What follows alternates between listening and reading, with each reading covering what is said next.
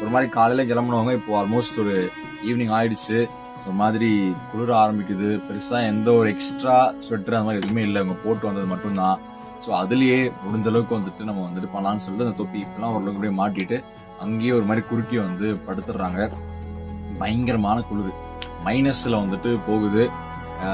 வேற வழி இல்லாம பல்ல கடிச்சிட்டு அப்படியே வந்துட்டு அந்த இதை வந்து ஓட்டிடுறாங்க. இன்ஃபேக்ட் நடுவில் இவங்களுக்கு வந்துட்டு யூரினும் வேற அர்ஜென்ட்டா வந்திருக்கு. ஆனால் நினச்சதான் அப்படியே போயிருக்கலாம், ஏன்னா வேற வழி இல்லை இல்லையா.